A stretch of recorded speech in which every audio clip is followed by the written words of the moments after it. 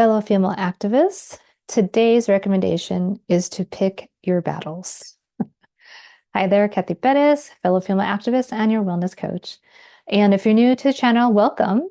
We always start each of our videos, regardless of the title or the topic. We always start with our positive quotient repetitions or our PQ reps. Okay.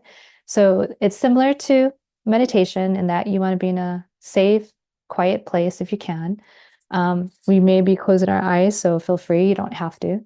But just again, be in a space where you will feel safe and that you won't be interrupted. Okay, so with that, here we go. If you're so inclined, feel free to close your eyes. Okay, and go ahead and grow your tallest self, meaning make your spine long.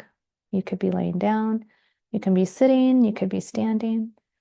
As long as you throw those shoulders back and really feel your nice spine elongated, okay? With that, we're going to practice what is somewhat an advanced form of PQ, and that is labeling while anchored. What we want to do is our anchor is our breath.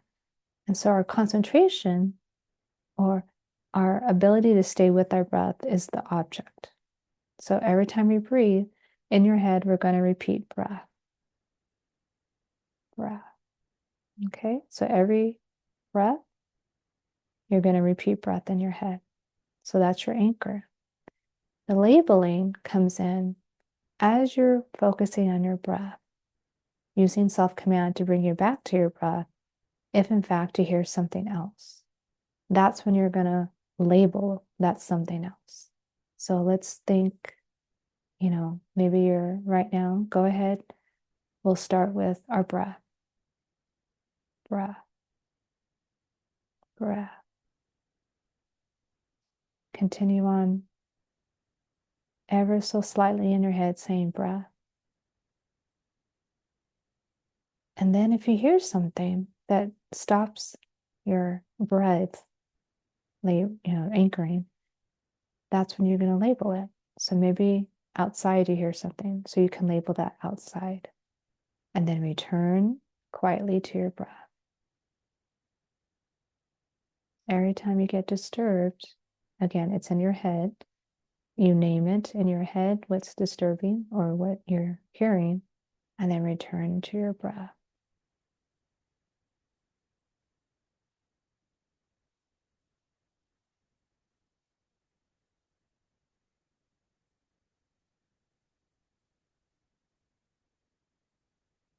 Whatever you're focusing on, let's bring your focus back to your breath.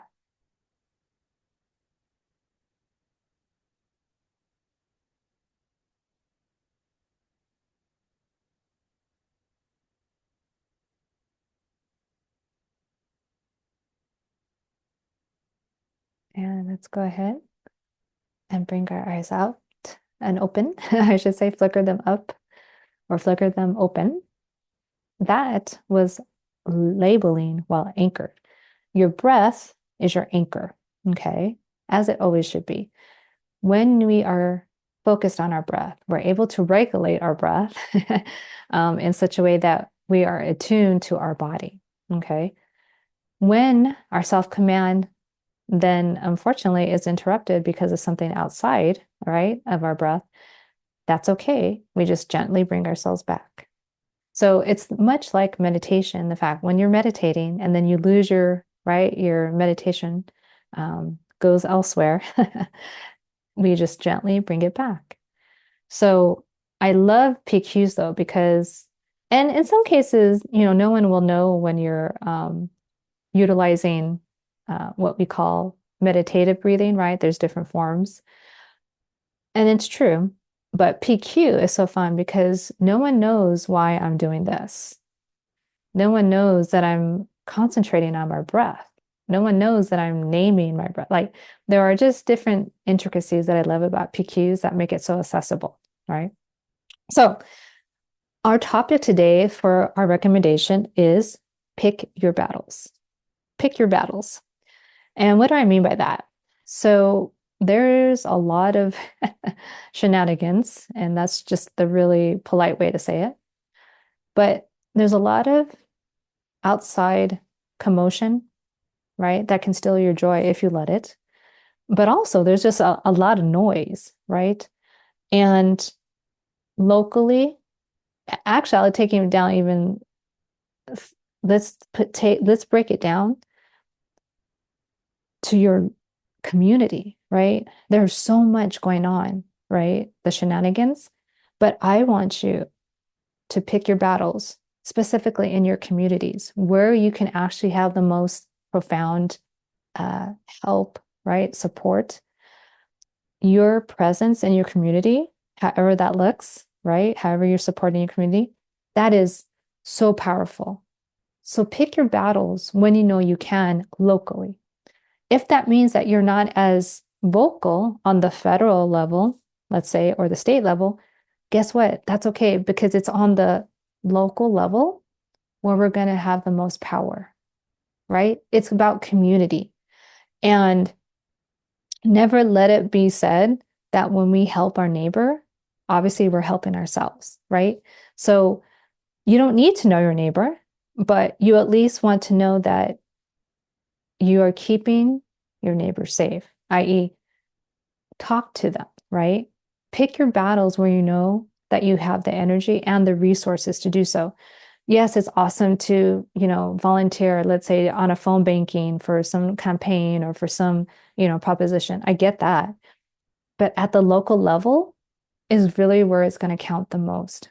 Like your dollars, your time will be so appreciated and so much more valuable because your community is smaller, right?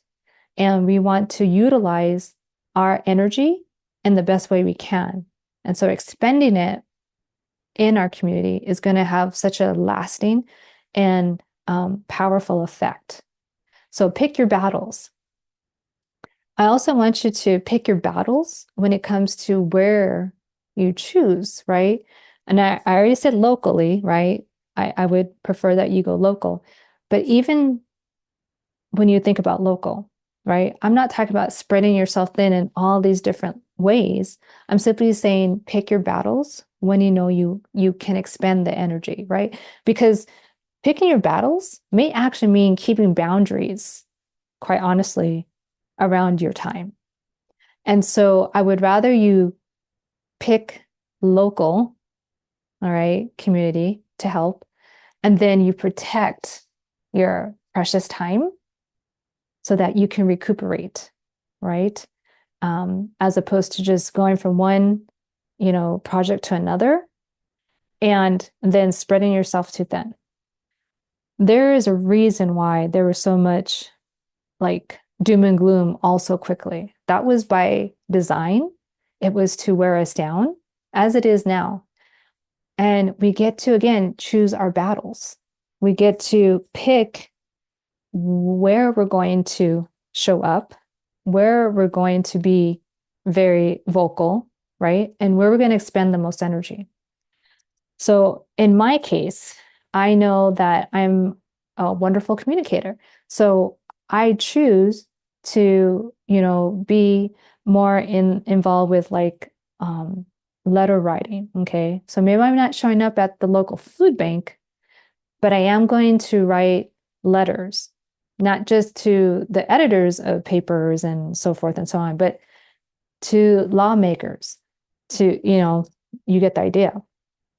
I have decided that my time is best spent when I focus on a few specific organizations, and then utilize, again, my communication skills to help them get their message out. On the local level, again, I will choose where I spend my time. All right. I'm very, very specific when it comes to that. So pick your battles because you get to conserve your energy. We, as humans, right, we only have so much energy stored up on any given day, right? Our willpower, okay, is also something that has diminishing returns. We wake up with a ton of willpower. But as we go through our waking hours, that willpower literally depletes, quite literally. And so we get to pick our battles, right? We get to pick our battles, how we're going to show up on a daily basis. And we get to choose which battles we're going to decide to take on. And we don't have to take them all on. I'm telling you that right now. We get to choose and choose wisely, because when you are tired, you're going to go rejuvenate, and then someone else is going to come up and take the lead, right?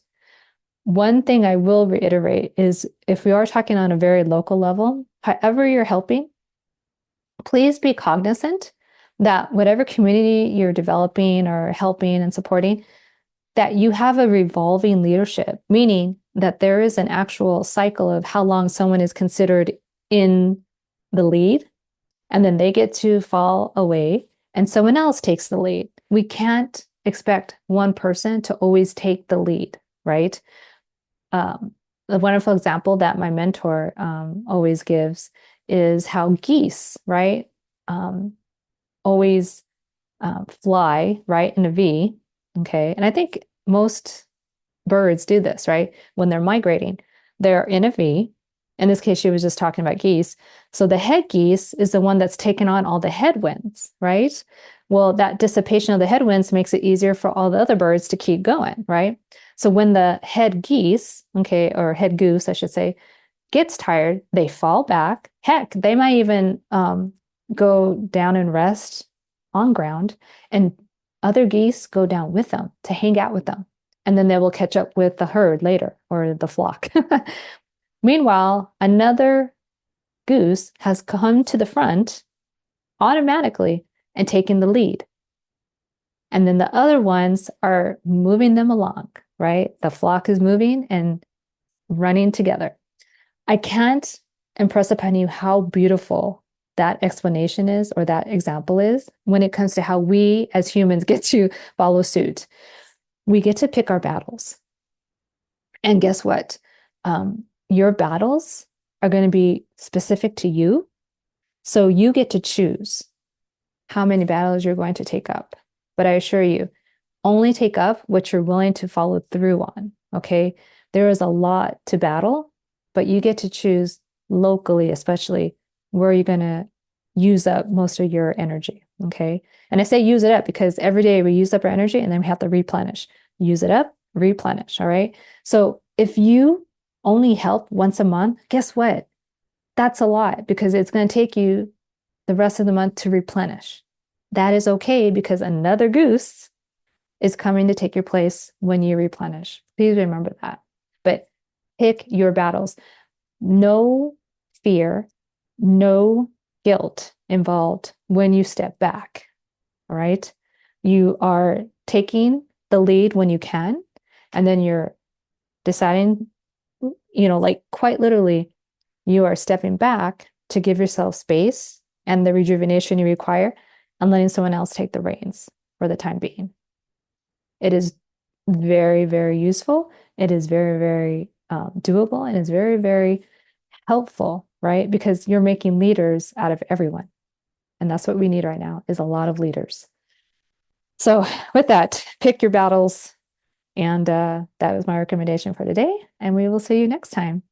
Until next time, take care, take charge, God bless.